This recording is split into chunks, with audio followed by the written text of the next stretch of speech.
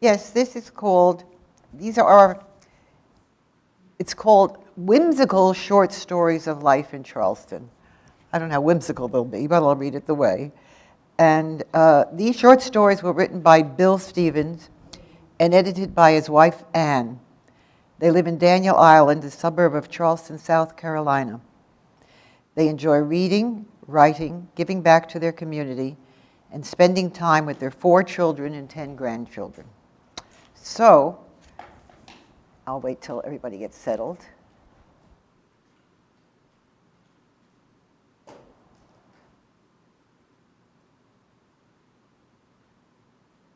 Okay. All right, these are all independent stories. The first thing is called The Time Trick. I've never understood daylight savings. Oh, I know what happens with the hour change in time. I just don't understand why. I read somewhere that the idea was proposed by Ben Franklin to save candles in winter, and by some Englishmen who wanted to play golf longer in summer. I also seem to recall it has something to do with milk cows in Indiana, although I've yet to see any breed of cow, Hoosier, Guernsey, or other, wearing a watch. I do remember Jimmy Carter, dressed in his cardigan while sitting by the White House fireplace, urging us to give daylight savings a try during the 1970s energy crisis. So once again, the time for the fallback bookend of daylight saving time was nigh. My lovely wife Grace wasn't jazzed by the whole thing, which she sees as a precursor to winter. I, on the other hand, just hate changing the time on all of our clocks. Advancing the time 1 hour at the spring forward change isn't so bad, but moving the clocks back an hour is a bummer. It is especially difficult with digital clocks. Mine don't have back buttons, so one has to advance the time 23 hours, then check the AM/PM setting, and then the day of the week and the date to ensure both are still correct. I get tired just thinking about it. And boy, do we have a lot of digital clocks. On the stove, the coffee maker, outdoor lights, sprinklers, radios, alarm clocks. And well, you get the picture. I began doing finger exercises a week in advance of this autumnal drill. As T-Day neared, I contemplated my attack on the monumental tax ahead. Have you started changing the clocks? Grace inquired. I'm fixin' ready to do it. Well, time's a wastin', Grace answered a tad more earnestly.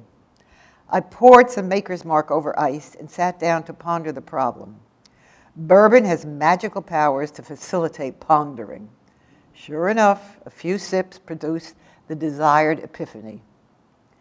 There was a way to change all the digital clocks at once. Eureka! I felt like Archimedes in the bathtub. As we turned in for bed last Saturday night, Grace asked, "You didn't change the clocks, did you, dear?" I answered swimmingly, "Not yet, but I will, and before dawn." "What the heck does that mean?" "You'll see," I chuckled as Grace turned off the light. My alarm went off at 12:55 a.m., and I sprung from bed ready to work my magic. "Changing the clocks," I replied, rubbing my hands together. "At this hour? Are you nuts?" "They scoffed at Ben Franklin too," I answered. "Go fly a kite." Grace shot back as she turned off the light and rolled over. I hustled downstairs. This time waits for no one, you know. Turning on lights as I made my way towards the utility room. I reached the electrical box at 12:59, 1 minute until the witching hour. Checking my watch, I began counting down the seconds until 1 a.m. A few seconds before 1 o'clock, I tripped the master switch and the house plunged into darkness. A few seconds later, I threw the switch again and the lights came back on. Just as planned, the digital clocks automatically reset themselves to 12 a.m. The flashing time was a beautiful sight. "Grace, Grace," I hollered, running up the stairs 2 at a time. "Look at this." When I reached the bedroom, Grace was sitting up in bed with her arms folded. "I just changed all the clocks," I gasped, all at once. I want to change my "Are you nuts?"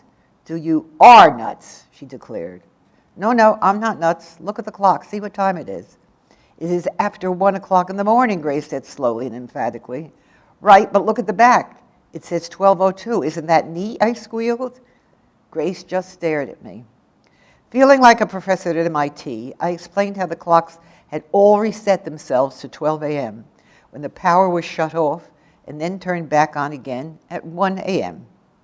Continuing the lecture and holding my arms up, simulating the hands of a large clock, I espoused about how at 2 a.m., when the time fell back 1 hour, the real time would be perfectly aligned with the digital clock time. Grace swiveled her right wrist in a circular manner. "Wind it up, Einstein," she proclaimed, pulling the blanket over her head. I, however, was too excited to go back to bed. I went downstairs to the kitchen, fixed the celebratory maker's nightcap, and settled in to watch the digital clock on the stove. I imagine this must have been how Edison felt when the first electric light blazed forth. I imagine my picture on the cover of Popular Science, or even Time's Person of the Year, the man who tricked time. It was somewhere around 1:40 a.m. when everything went black again. The folks at Dominion Energy would later explain that a car ran into a pole near a power station in North Charleston. The driver, I read later, was charged with having an open bottle of Maker's Mark in his car and was also charged for the damage done to the electrical apparatus. The pole he managed to hit held a transformer box, which, when knocked out of commission, tripped some other gizmo that in turn triggered the blackout. The next day, Dominion proclaimed proudly that power was restored in a matter of minutes. Matter of minutes? Matter of minutes? Sitting in the pitch-dark kitchen, those minutes were an agonizing eternity. After a few flutters, the lights flickered on. As I feared, the damage felt like Category 5 storm. All the digital clocks had, once again, reset themselves to 12 a.m. I sat stunned. There was no way to recover. The time trick only worked at 1 a.m. I would now have to reset the clocks by hand in the old manual manner, one by one. Sadly, I trudged upstairs and plopped into bed. Grace rolled over in the dark. "How's my big bad Ben Franklin?" "It didn't work," I sighed. "Poor Richard," she soothed, patting my arm. "I'll help you set the clocks tomorrow." In the solitude of the early morning darkness, I mused for a while. Maybe, just maybe, there could be another way to change those darn clocks all at the same time. Finally, I decided to sleep on it. After all, that Saturday night was the one night of the year when I had an extra hour just to do that. Now I have to turn the page. This next one is called The Big Game. This was an epic confrontation as two worthy combatants vied for the ultimate prize. The game was high drama, a tactical tussle for only the swift, the agile, and the fearless. In the end, one side basked in the glow of a goal achieved and the bragging rights that go with it. For the other side, there was only the quiet pain of what might have been and of having come so close to the brass ring. Super Bowl? No. I'm talking about the contest each evening in the Williams household for control of the thermostat. My lovely wife, Grace, likes the temperature set at a level she calls comfy. I find her preferred setting a tad above the comfy level, frankly, closer to parboil. On the other hand, I tend to like things on the cooler side, sort of brisk and invigorating. Grace, of course, describes my preference as meat locker. The tug-of-war usually begins each night around dinner time. "Do you think it's cold in here?" Grace queried. This was the start of the pregame psychological sparring. "Oh, I got a chill," she piled on. I countered quickly with, "Remember that heat rises. I'll bet the upstairs is warm and toasty, just the way you like it." Knowing that the big brawl would be over the second-story bedroom thermostat, I gave up points in the kitchen to keep her out of the end zone upstairs. "We'll see," countered Grace, letting the clock run down to click off. After supper, I found a way to slip past her defense in the kitchen and ran a quick down and out for the bedroom thermostat. Changing the mode setting to cool, the thermostat responded with a faint click, followed by a gentle breeze of mountain air. Having scored on my first possession, the strategy for tonight's game was now to control the ball and the clock. I set up my defense in the den to read, ever mindful of Grace's moves. A little later, she joined me and asked if I wanted to play cards. Grace hadn't suggested playing cards, and especially gin rummy, in years. After a few hands, I announced I was going to get some ice cream. Partly to combat this swelter downstairs, Grace followed me to the refrigerator. Then it hit me. She was playing an aggressive man-to-man defense. I should have picked up her defense alignment sooner. She must have scored on the upstairs thermostat when I wasn't watching. I wandered upstairs to change for bed. Grace shadowed me like an all-pro defensive back on a wide receiver. Passing the thermostat, I glanced at the dial. I was set on heat. The opposition had scored, and a blast of Saharan torridity began to fill the room. Fortunately, I could huddle in my locker room closet and design a new strategy. As the second half began, I tried to establish the running game. Grace stuffed it. I tried to throw under the coverage. Grace swatted it down. She was on top of her game tonight, and she knew it. "Forget about touching that thermostat," she trash-talked. After several more threes and outs, I checked the clock. Only a few minutes were left. Time for the trick play I'd been saving for just this moment. I strolled downstairs and turned on the television, loud enough to register upstairs, but not loud enough to be understood. A maneuver carefully rehearsed. Then I meandered back upstairs where Grace had fallen back into a prevent defense, guarding the thermostat. "What are you watching?" Grace inquired. "Listen, guys, do you think I should do this? It's everybody's falling asleep."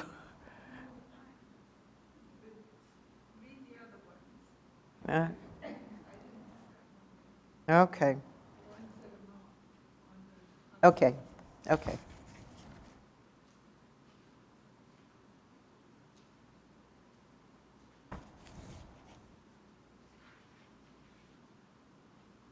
Okay. This is called "I'll Drink to That." A blog post, Dalton is tech savvy, at townandcountrymag.com reports an amazing and inviting scientific finding. Drinking 3 glasses of champagne every day may help prevent the onset of dementia and Alzheimer's.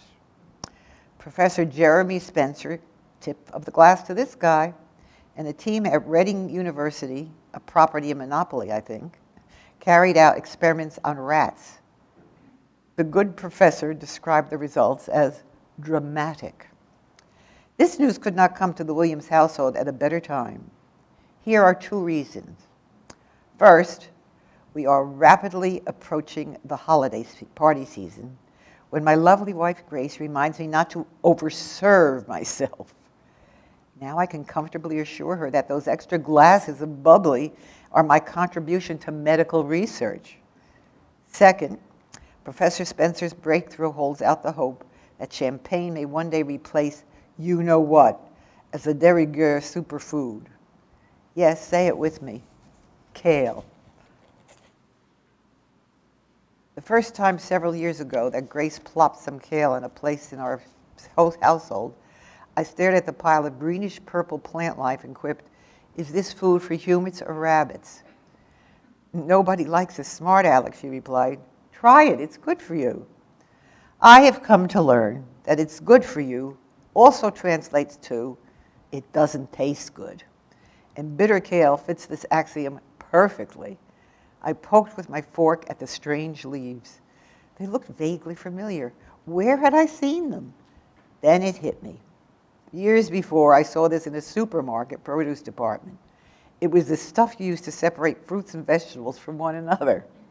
Now the store uses a green plastic divider that looks a lot like what's now sitting on my plate. Aha, I declared, holding a kale leaf up at the end of my fork. You have something to share with the table, Grace stated, and don't play with your food. I sputtered out my recollection of kale's former use as a display item rather than a food source. Whatever, Grace retorted, dismissing my observation. Kale has oodles of vitamins, so eat up. You know, my Aunt Toogie piped up. Dalton's right. My brother Orville worked at Piggly Wiggly, and they used kale or some kind of cabbage to display produce. While Toogie normally sides with Grace in family discussions, I sensed she was with me on one based off of her expression following a first taste of kale. Seizing that advantage, I pressed on, offering a proposition that when plastic display material was introduced, farmers and grocers conspired to do a brand makeover on an otherwise excess byproduct. The result was the new trendy superfood, kale. It's possible, too, he interjected. Orville said they used to just throw it away when it went bad. Nobody ate it. How would they know if it was bad? I shot back. It's already purple. Maybe by the odor after. Enough, Grace interrupted. Everybody knows that dark-colored foods are nutritious and high in antioxidants. When neither Toogie nor I replied, Grace added, such as blueberries and those leafy greens. How about licorice, I asked. It's dark. Before Grace could reply, Toogle giggled. Remember, Chuckles, the candy with 5 flavored gummy chews? I used to love the licorice one. You're in great shape for your age, I proclaimed. So, Grace must be correct about dark foods.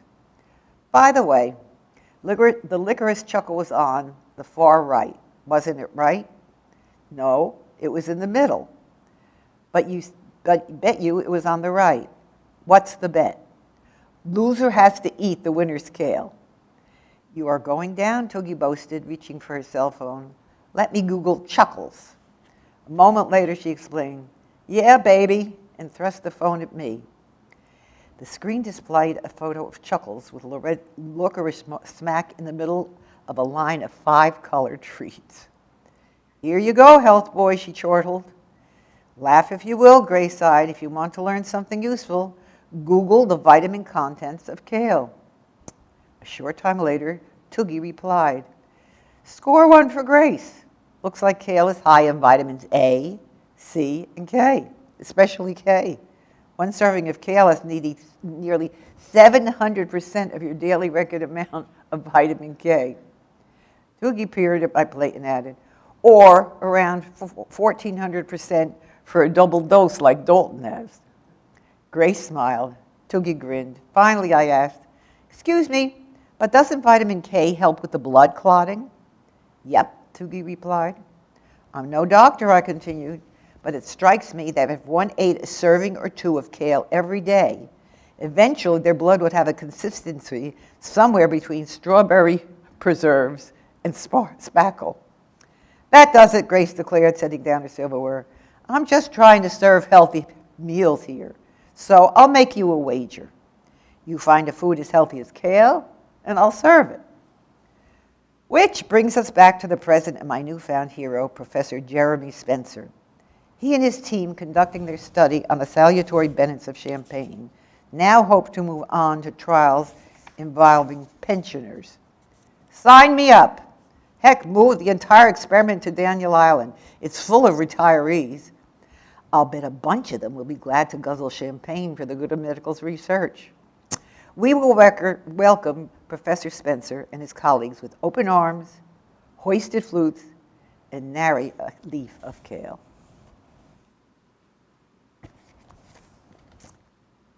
The next one is entitled, Pluto, You're Fired.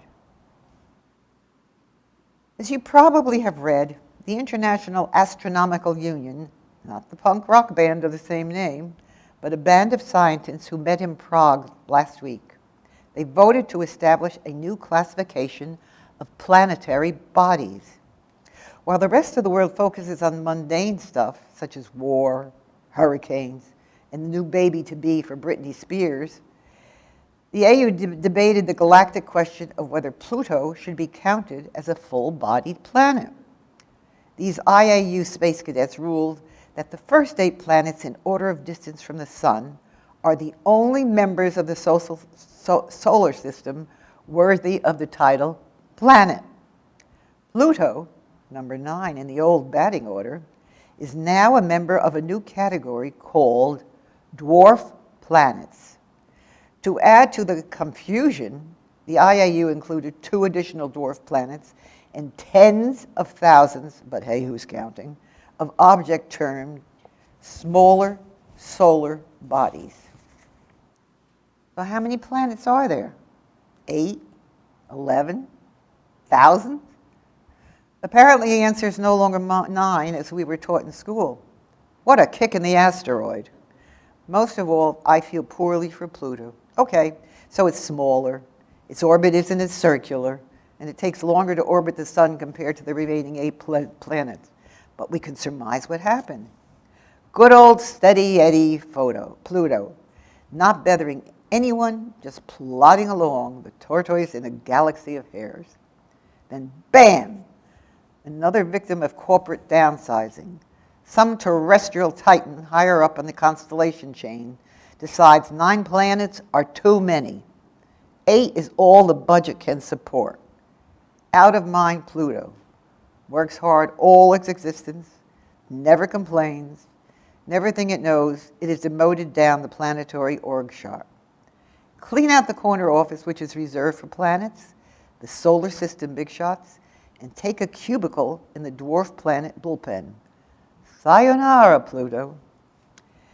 The 2 new dwarf planets joining Pluto on the minor league roster are Ceres in the asteroid belt between Mars and Jupiter, which I believe is where the extension of I-526 is planned to be built, and UB313, nicknamed Xena. I don't understand how UB313 received this designation when neither US nor BR 549 got even an honorable mention. However, if I were UB313, I wouldn't take a victory lap just yet. It is located farther from the Sun than Pluto, and we all know its face. Watch your back, UB. It's a planet galaxy out there. In order to support the status of the 8 planets, the IAU Cosmoscope adopted a definition of a planet. A planet now must, 1, be big and round, 2, not be surrounded by objects of similar size, and 3, orbit a star in our system, the Sun. Wait a minute. That must make me a planet. I'm round, surrounded by objects, my lovely wife Grace, Aunt Toogie, and our dog Buddy. They're not my size, and I orbit a star, Grace. So heads up IAU, I'm clearing out my cubicle and moving up to the corner office. All this change will play havoc within our schools, which will need to replace textbooks and those mobile models that hang from the ceiling in science classrooms, as required by the No Planet Left Behind legislation. Further, teachers will need to revise the acronym we all memorized to recite the order and names of the former 9 planets. You may recall, my very educated mother just showed us 9 planets. What's it going to be now? I offer the following. For the 8 planets, my very enlarged mama just squashed Uncle Ned. For the combination of planets and dwarf planets, my very eccentric mama choke just swallowed undercooked northern pike, upchuck. Scientists anticipate to discover even more dwarf planets in outer space.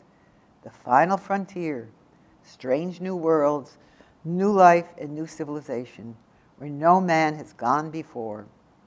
This will open up a whole university of new possibilities. For example, I suspect the good people at Disney will not be content with just Pluto being the only dwarf planet. Mickey, Donald, Cinderella, Goofy, Pooh, Stanley, Ariel, Stitch, and especially the 7 dwarfs. Hello, IAU. They're all as deserving as Pluto. I can foresee the Daniel Island real estate agent announcing that as construction on Daniel Island nears completion, It will begin work on a newly planned community to be built on Ceres. It is out of this world should be selling slogan or neighborhood motto. In the meantime, and before we revise all those textbooks for our children, I, for one, would like to see the IAU Stargazers all give us a ruling on the proper pronunciation of the seventh planet. You guys know the one I mean.